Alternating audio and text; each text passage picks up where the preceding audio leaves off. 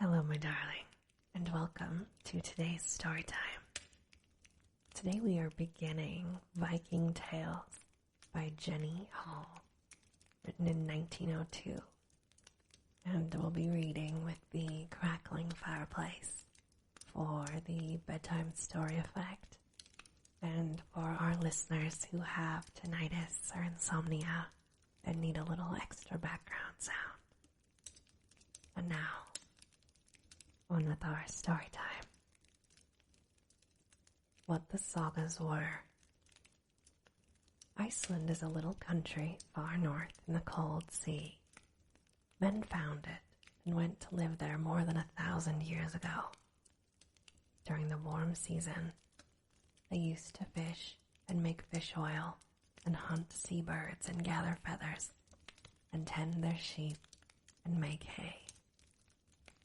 But the winters were long and dark and cold. Men and women and children stayed in the house and carded and spun and wove and knit. The whole family sat for hours around the fire in the middle of the room. The fire gave the only light. Shadows flitted in the dark corners. Smoke curled along the high beams in the ceiling. The children sat on the dirt floor close by the fire. The grown people were on a long, narrow bench that had been pulled up to the light for warmth. Everybody's hands were busy with wool. The work left their minds free to think and their lips free to talk. But what was there to talk about?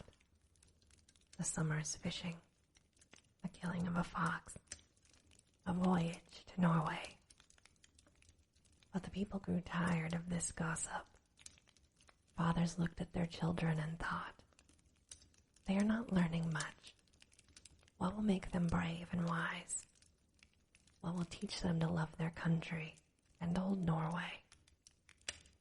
Will not the stories of battles, of brave deeds, of mighty men accomplish this?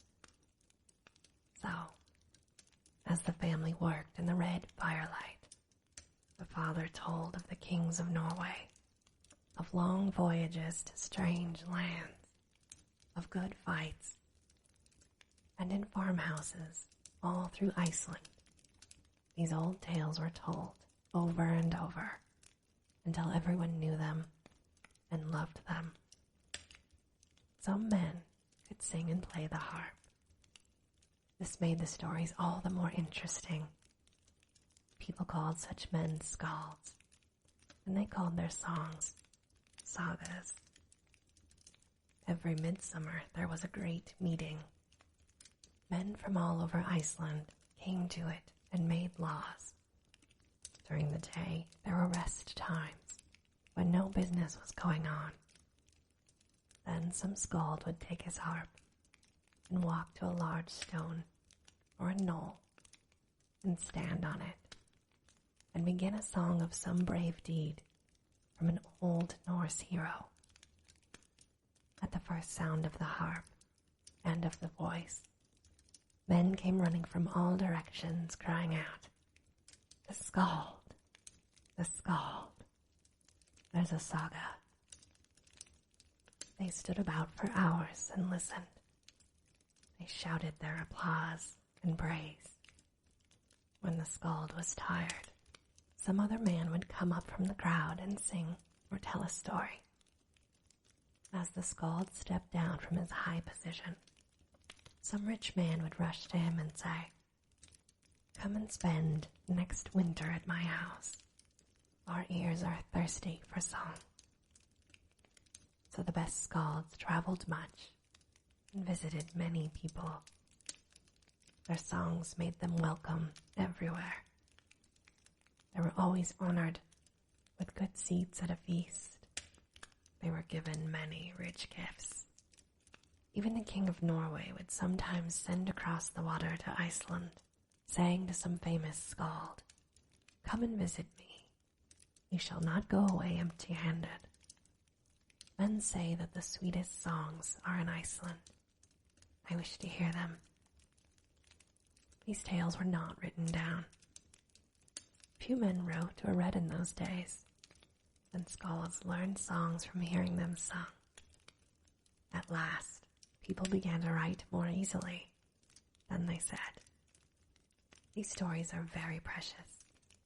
We must write them down to save them from being forgotten." After that, many men in Iceland spent their winters in writing books. They wrote on sheepskin, vellum we call it now. Many of these old vellum books have been saved for hundreds of years and are now in museums in Norway. Some leaves have been lost. Some are torn. All are yellow and crumpled. But all are precious. They tell us all that we know about the olden time. There are the very words that the men of Iceland wrote so long ago. Stories of kings and of battles and of ships sailing. These are the stories in this book. The Baby. King Halfdan lived in Norway long ago. One morning his queen said to him, "I had a strange dream last night. I thought that I stood in grass before my bower. I pulled a thorn from my dress. As I held it in my fingers, it grew into a tall tree. The trunk was thick and red as blood, but the lower limbs were fair and green, and the highest ones were white.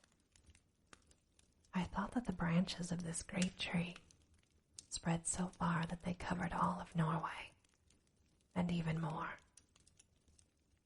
"A strange dream," said King Halfdan.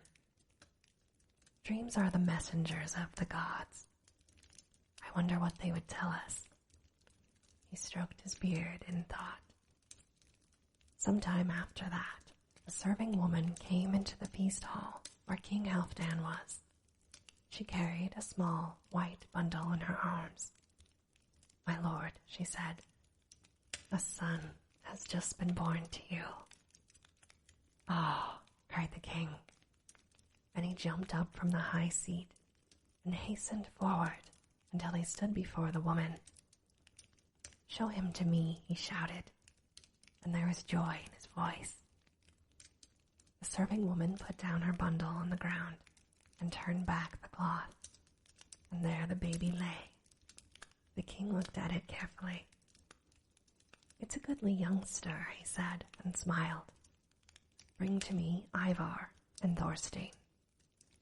They were the captains of the king's soldiers. Soon they came. "Stand as witnesses," Halfdan said. Then he lifted the baby into his arms, while the serving woman brought him a silver bowl of water. The king dipped his hand into it and sprinkled the baby, saying, "I own this baby for my son. He shall be called Harold. My naming gift to him is 10 pounds of gold." Then the woman carried the baby back to the queen's room. "My lord owns him for his son," she said, "and no wonder. He's perfect in every way." The queen looked at him and smiled, and remembered her dream and thought, "That great tree, can it be this little baby of mine?"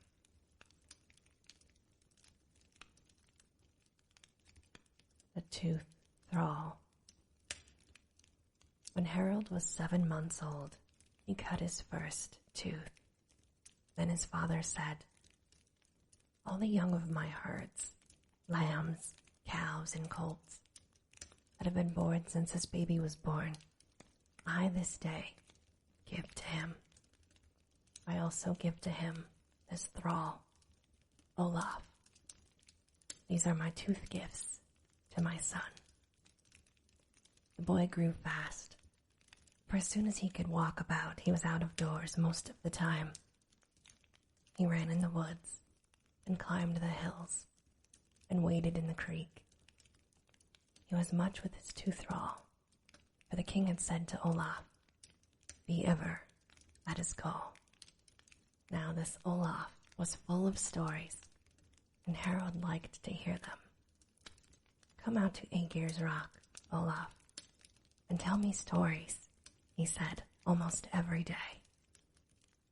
So they started off across the hills. The man wore a long, loose coat of white wool, belted at the waist with a strap. He had on coarse shoes and leather leggings. Round his neck was an iron collar, welded together so that it would never come off. And upon it were strange marks, called runes, that said, "Olaf, thrall of Halfdan." But Harold's clothes were marvelous. A cape of gray velvet hung from his shoulders.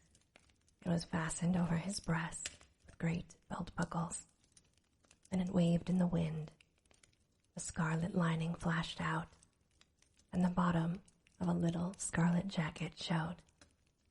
His feet and legs were covered with gray woolen tights. Gold lacings wound round his legs, from his shoes to his knees. A band of gold held down his long, yellow hair. It was wild country that these two were walking across. They were climbing steep, rough hills. Some of them seemed to be made of all rock, with small earth lying in spots. Great rocks hung out from them, with trees growing in their cracks. Some big pieces had broken off and rolled down the hill. Thor broke them, Olaf said. He rides through the sky and hurls his hammer at clouds and mountains. That makes the thunder and the lightning and cracks on the hills. His hammer never misses its aim, and it always comes back to his hand, eager to go again.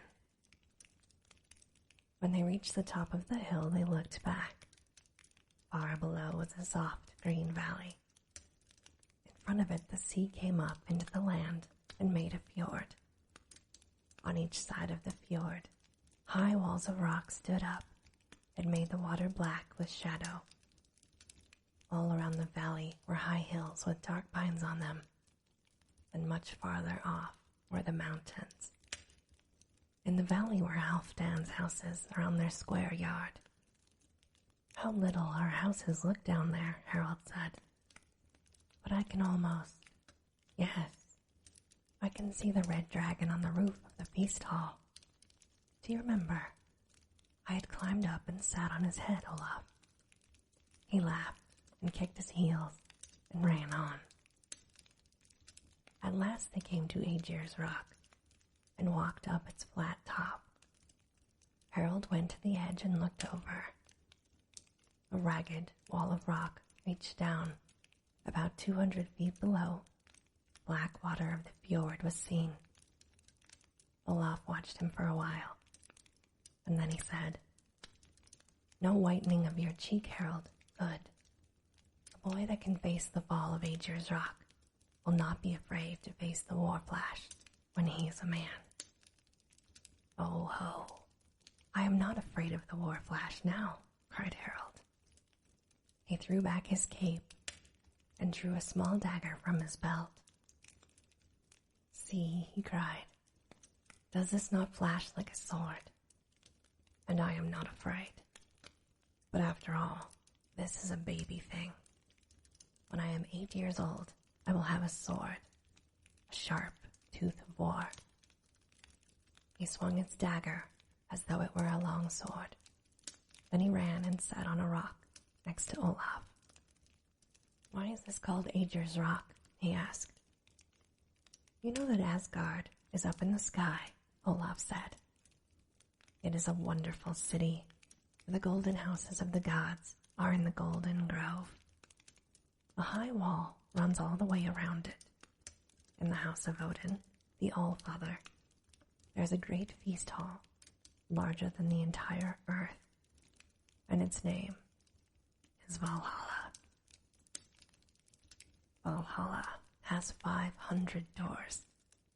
The rafters are spears. The roof is thatched with shields. Armor lies on the benches. In the high seat sits Odin, a golden helmet upon his head, a spear in his hand. 2 wolves lie at his feet, and at his right hand, and at his left, sit all of the gods and goddesses, and around the hall sit thousands and thousands of men, all of the brave ones who have ever died. Now it is good to be in Valhalla, for there is mead there better than men can brew, and it never runs out. And there are skalds that sing wonderful songs that men have never heard. And before the halls of Valhalla, there is a great meadow where the warriors fight every day and get glorious and sweet wounds and give many. And all night they feast, and their wounds heal. But none may go to Valhalla except warriors who have died bravely in battle. Men who die from sickness go with women and children and cowards to Niflheim. There, Hela, who is queen, always sneers at them, and a terrible cold takes hold of their bones, and they sit down, and they freeze. Years ago, Aegir was a great warrior. Aegir the Big-Handed, they called him. In many a battle his sword had sung, and he had sent many warriors to Valhalla. Many swords had bit into his flesh and left marks there, but never a one had struck him to death. So his hair grew white, and his arms thin. There was peace in that country then, and Aegir sorrowed, saying, I am old. Battles are still.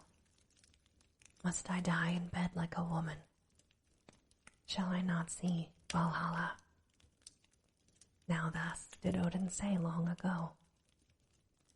If a man is old and is come near death and cannot die and fight, let him find death in some brave way, and he shall feast with me in Valhalla tonight.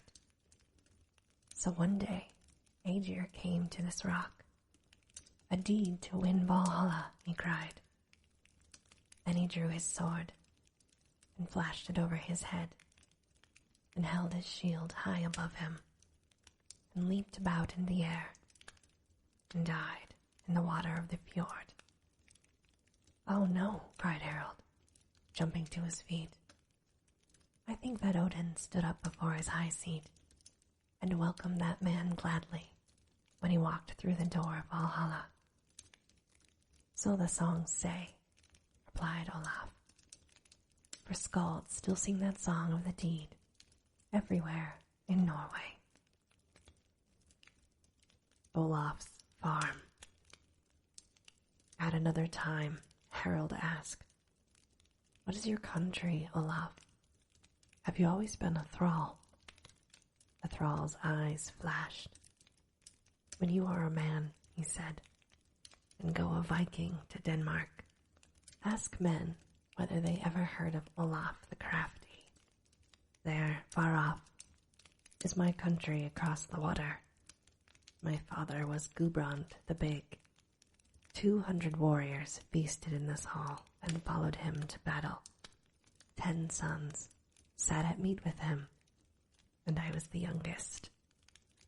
One day he said, You are all grown to be men. There is not elbow room here for so many chiefs. The eldest of you shall have my farm when I die. The rest of you, off a Viking. He had 3 ships. These he gave to 3 of my brothers. But I stayed that spring and built me a boat. I made her for only 20 oars, because I thought few men would follow me. I was young, just 15 years old. I made her in the likeness of a dragon. At the prow, I carved the head with open mouth and forked tongue thrust out. I painted the eyes red for anger. There, stand so, I said, and glare and hiss at my foes. In the stern I carved the tail almost as high as the head. There I put the pilot's seat and a strong tiller for the rudder. On the breast and sides I carved the dragon's scales. Then I painted it all black, and on the tip of every scale I painted gold. I called her Wave Runner. There she sat on the rollers, as fair a ship as I ever saw. The night that she was finished, I went to my father's feast. After the meats were eaten and the mead horns came round, I stood up from my bench and I raised my drinking horn high, and I spoke with a great voice. This is my vow. I will sail to Norway, and I will harry the coast and fill my boat with riches. Then I will get me a farm and will winter in that land. Now who will follow me? He is but a boy, the men said. He has opened his mouth wider than he can do. But others jumped to their feet with their mead horns. 30 men, one after another, raised their horns and said, I will follow this lad, and I will not turn back so long as he and I live. On the next morning, we got into my dragon and started. I sat high in the pilot's seat. As our boat flashed down the rollers in the water, I made this song and sang it. The dragon runs. Where will she steer? Where swords will sing, where spears will bite, where I shall laugh. So we harried the coast of Norway. We ate at many men's tables uninvited. Many men were found overburdened with gold. Then I said, my dragon's belly is never full, and on board went their gold. Oh, it is better to live on the sea and let other men raise your crops and cook your meals. A house smells of smoke, but a ship smells of frolic. From a house you see a sooty roof. From a ship you see Valhalla. Up and down the water we went to get much wealth and much frolic. After a while my men said, but what of the farm, Olaf? Not yet, I answered. Viking is better for summer. When the ice comes and our dragon can no longer play, then we will get our farm and sit down. When at last winter came, then I said to my men, now for the farm. I have my eye on one up the coast, in King Halfdan's country. So we set off for it. We landed late at night and pulled our boat up on shore and walked quietly to the house. It was rather a wealthy farm, for there were stables and a storehouse, and even a smithy at the side. There was but one door to the house. We went to it, and I struck it with my spear. Hello, oh, hello, I shouted, and my men made a great din. At last someone from inside said, who calls? I call, I answered. Open now, or you will think it Thor who calls. And I struck my shield against the door so that it made a great clanging. The door opened only a little, but I pushed it wide and leaped into the room. It was so dark that I could see nothing but a few sparks on the hearth. I stood with my back to the wall, for I wanted no sword reaching out of the dark for me. Now start up the fire, I said. Come, come, I called, when no one obeyed. The fire. This is a cold welcome for your guests. My men laughed at this. Yes, a stingy host. He acts as though he had not expected us. But now the farmer was blowing on the coals and putting on fresh wood. Soon it blazed fully, and we could see all about us. We were in a small feast hall, with its fire down the middle of it. There were benches for 20 men along each side. The farmer crouched by the fire and was afraid to move. On a bench in a far corner were a dozen people huddled all together. "Oh, thralls," I called to them. "Bring in the table. We are hungry." Off they ran through a door at the back of the hall.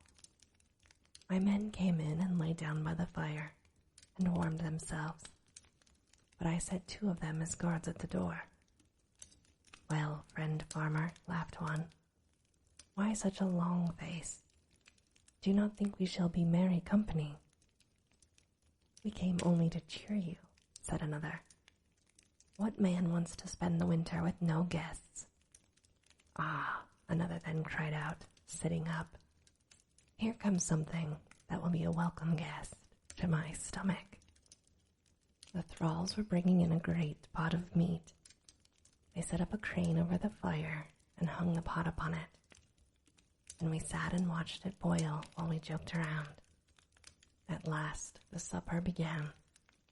The farmer was distraught and sat on the bench and would not eat, and you cannot wonder, for he saw us putting potfuls of his good beef and basket loads of bread into our big mouths. When the tables were taken out and the mead horns came round, I stood up and raised my horn and said to the farmer, "You would not eat with us. You cannot say no to half of my ale. I therefore drink this to your health." I then drank half of the hornful and set the rest aside the fire for the farmer. He took it and smiled, saying, "Since this is to my health, I will drink it. I thought that all this night's work would be my death." "Oh, do not fear that," I laughed at him, "for a dead man sets no tables." So we drank, and all grew merrier. At last I stood up and said, "I like this little taste of your hospitality, friend farmer. I have decided to accept more of it."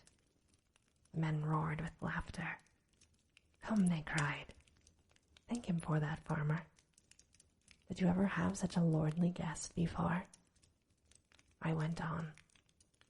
"Now, there is no fun in having guests unless they keep you company and they make you merry. So I will give out this law, that my men shall never leave you alone. Hakon there shall be your constant companion, friend farmer. He shall not leave you day or night, whether you are working or playing or sleeping. Leaf and Grim shall be the same kind of friends to your 2 sons." I named 9 others and said, "And these shall follow your thralls in the same way. Now, am I not careful to make your time be merry?" So I set guards over everyone in that house. Not once all that winter did they stir out of sight of some of us, so no tales got out to the neighbors. Besides, it was a lonely place, and by good luck, no one ever came that way. Oh, that was fat and easy living.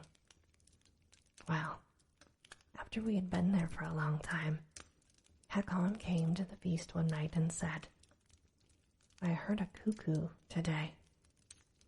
"That is the call to go a Viking," I said. All my men put their hands to their mouths and shouted. Their eyes danced.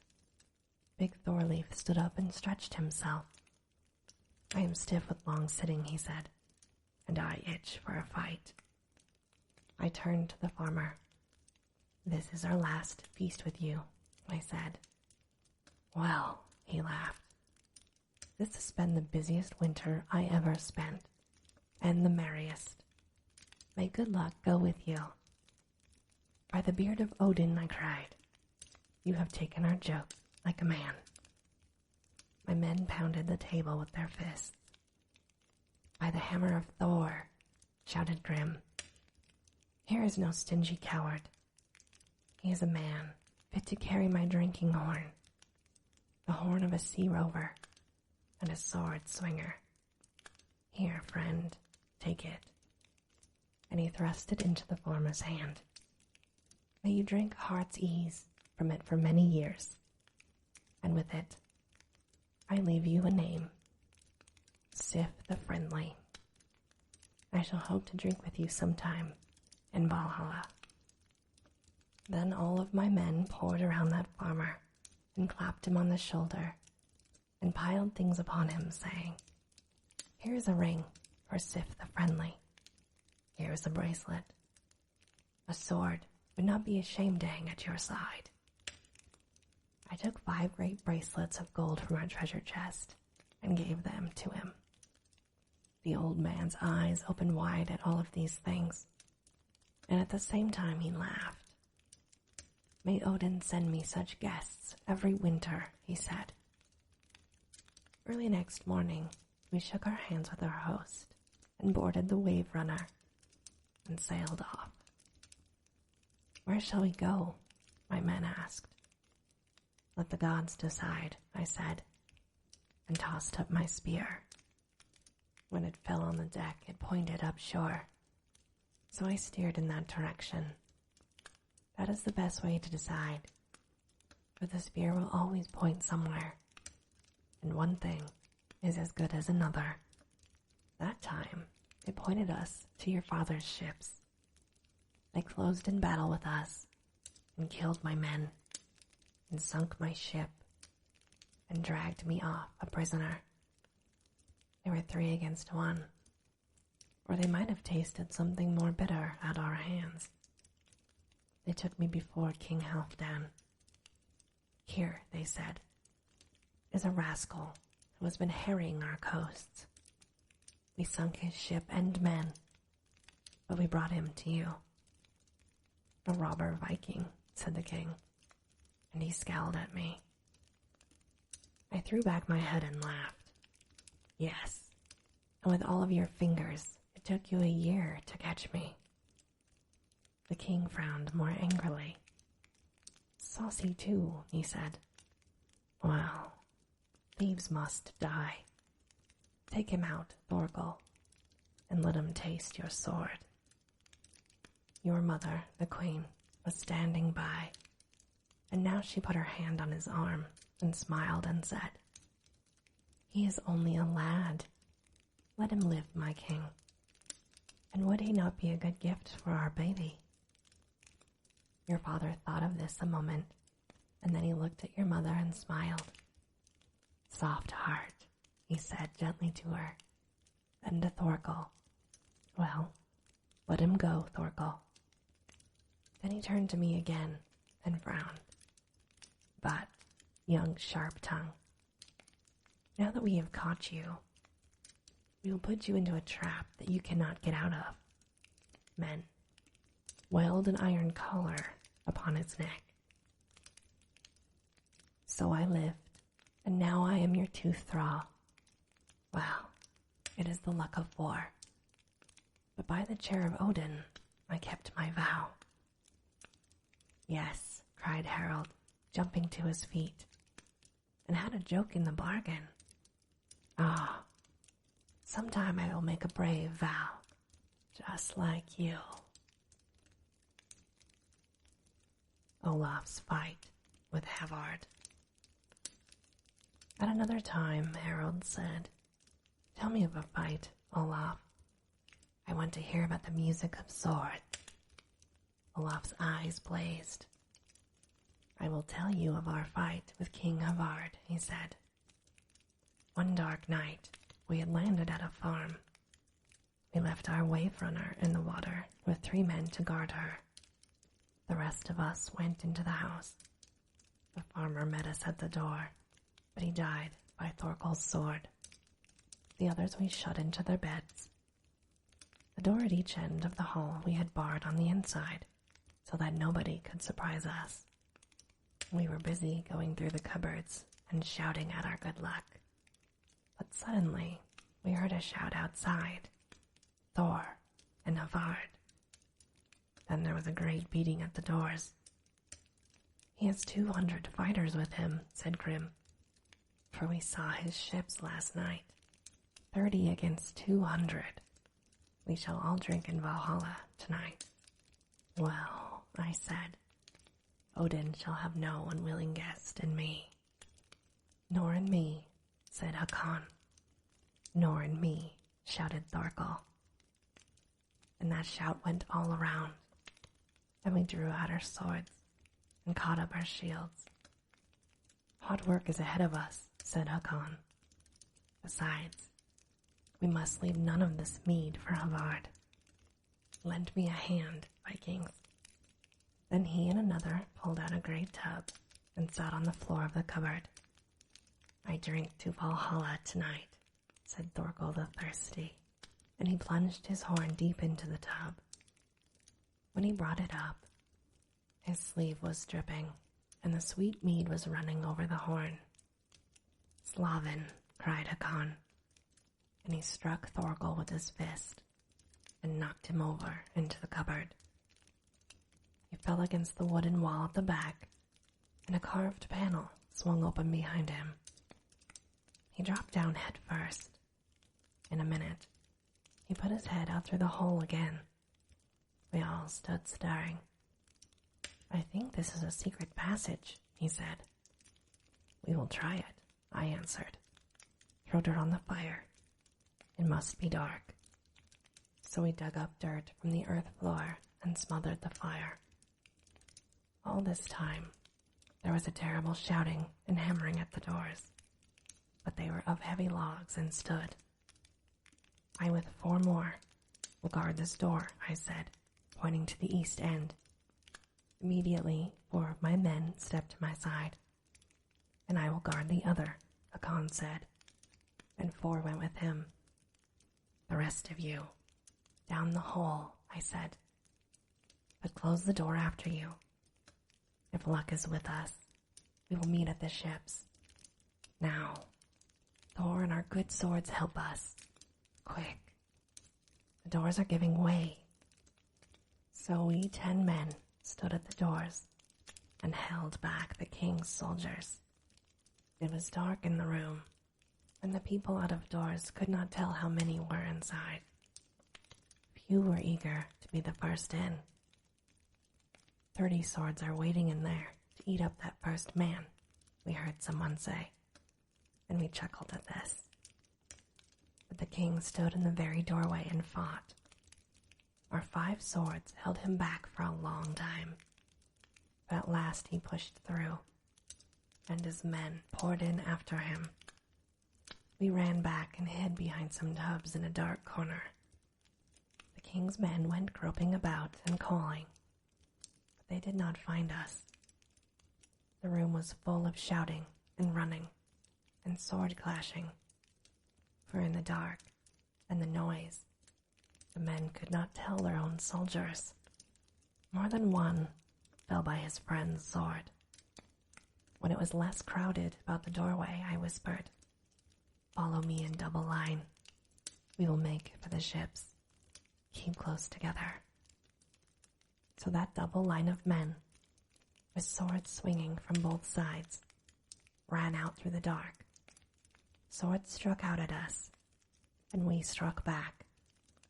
Men ran after us shouting, but our legs were as good as theirs. But I and Hakon and 1 other were all that reached the ship. There we saw our wave runner with sail up and bow pointing to open sea. We swam out to her and climbed aboard. Then the men swung the sail to the wind, and we moved off. Even as we went, a spear whizzed through the air, and Hakon fell dead. The king and all of his men were running to the shore. After them, they were shouting. Then we heard the king call to the men in his boats, lying out in the water. Row to shore and take us in. Thorkel was standing by my side. At that he laughed and said, They do not answer. He left but a handful to guard his ships. They tasted our swords. And we went aboard and broke the oars and threw the sails into the water. It'll be slow going for Havard tonight. Then he turned to the shore and sang out loudly, King Havard's ships are dead. Olaf's dragon flies. King Havard stamps the shore. Olaf skims the waves. King Havard shakes his fist, and Olaf laughs for days. And that was the end of our meeting with King Havard. Foe's Fear. Every day the boy Harold heard some such story of war or of the gods, until he could see Thor riding among the storm clouds and throwing his hammer, until he knew that a brave man has many wounds, but never a one on his back. Many nights he dreamed that he himself walked into Valhalla, and that all the heroes stood up and shouted, Welcome, Harold Halfdanson. Ah, the bite of the sword is sweeter than the kiss of your mother, he said to Olaf one day. When shall I stand in the prow of a dragon and feast on the fight?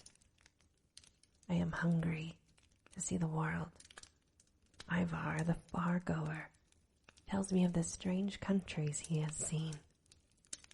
Ah, we Vikings are a great folk. There is no water that has not licked our boat's sides. This cape of mine came in a Viking boat from France. These cloak pins came from a far country called Greece. In my father's house are golden cups from Rome, away on the southern sea. Every land pours rich things into our treasure chest. Ivar has been to a strange country where it is all sand and is very hot. The people call their country Arabia. They have never heard of Thor or Odin. Ivar brought beautiful striped cloth from there, and wonderful, sweet-smelling waters. Oh, when shall the white horses of the sea lead me out to strange lands and glorious battles? But Harold did something besides listen to stories. Every morning, he was up at sunrise and went with a thrall to feed the hunting dogs. Thorstein taught him to swim in the rough waters of the fjord. Often, he went with the men a-hunting in the woods and learned to ride a horse and pull a bow and throw a lance. Ivar taught him to play the harp and to make up songs. He went much to the smithy, where the warriors mended their helmets and made their spears and swords of iron and bronze. At first, he only watched the men or worked the bellows, but soon he could handle the tongs and hold the red-hot iron. And after a long time, he learned to use the hammer and to shape metal. One day he made himself a spearhead. It was 2 feet long and sharp on both edges. While the iron was hot, he beat into it some runes. When the men in the smithy saw the runes, they opened their eyes wide and looked at the boy, for few Norsemen could read. Well, what does it say? They asked. It is the name of my spear point, and it says, Foe's Fear, Harold said. But now for a handle. It was winter, and the snow was very deep. So Harold put on his skis and started for a wood that was back from the shore. Down the mountains he went, 20, 30 feet at a slide, leaping over chasms 100 feet across. In his scarlet cloak, he looked like a flash of fire. The wind shot past him, howling. His eyes danced at the fun. It is like flying, he thought, and laughed. I am an eagle. Now I soar. And he leaped over a frozen river. He saw a slender ash growing on top of a high rock. That is the handle for Foe's Fear, he said. The rock stood up like a ragged tower, but he did not stop because of the steep climb. He threw off his skis and thrust his hands and feet into holes of the rock and drew himself up. He tore his jacket and cut his leather leggings. He scratched his face and bruised his hands, but at last he was on the top. Soon he had chopped down the tree and had cut a straight pole 10 feet long and as big around as his arm. He went down, sliding and jumping and tearing himself on the sharp stones. On a last leap, he landed near his skis. As he did so, a lean wolf jumped up and snagged at him, snarling. Harold shouted and swung his pole.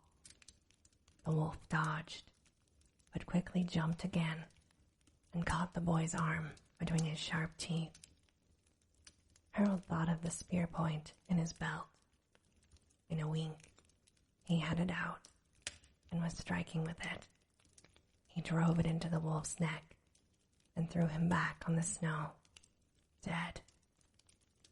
"You are the first to feel the tooth of foe's fear," he said, "but I think you will not be the last." Then, without thinking of his torn arm, he put on his skis and traveled home. He went straight to the smithy and smoothed his pole and drove it into the haft of the spear point. He hammered out a gold band and put it around the joining place. He made nails with beautiful heads and drove them into the pole in different places. He said, "If it is heavy, it will strike hard." Then he weighed the spear in his hand and found the balancing point and put another gold band there to mark it. Thorstein came in while he was working. "That's a good spear," he said. Then he saw the torn sleeve and the red wound beneath. "Oh, whoa," he cried. "Your first wound." "Oh, it's only a wolf scratch," Harold answered. "By Thor," cried Thorstein, "I see that you are ready for better wounds. You bear this like a warrior." "And it will not be my last," Harold said. Harold is king. Now when Harold was 10 years old, his father, King Halfdan, died. An old book that tells about Harold says that then he was the biggest of all men, the strongest, and the fairest to look upon. That was about a boy of 10 years old. But boys grew fast in those days, as they were out of doors all the time, running, swimming, leaping on skis, and hunting in the forest. All of that makes big, manly boys. So now that King Halfdan was dead and buried, and Harold was to be king, but first he must drink his father's funeral ale. "Take down the happy tapestries that hang in the feast hall," he said to the thralls. "Put up black and gray ones. Strew the floor with pine branches. Brew 20 tubs of fresh ale and mead. Scour every dish until it shines." Then Harold sent messengers all over the country to his kinsmen and his friends. "Bid them come in 3 months' time to drink my father's funeral ale," he said. "Tell them that no one shall go away empty-handed." So in 3 months, men came riding up at every hour. Some came in boats, but many had ridden far through mountains, swimming rivers, for there were few roads or bridges in Norway. On account of that hard ride, no women came to the feast. At 9 o'clock in the night, the feast began. The men came walking in at the west end of the hall. The great bonfires down the middle of the room were flashing light on everything. The clean smell of this wood smoke and of the pine branches on the floor was pleasant to the guests. Down each side of the hall stretched long, backless benches with room for 300 men. In the middle of each side rose the high seat, a great carved chair on a platform. And this, my darling, ends our story time for today. As always, I hope that you have very sweet and creepy dreams.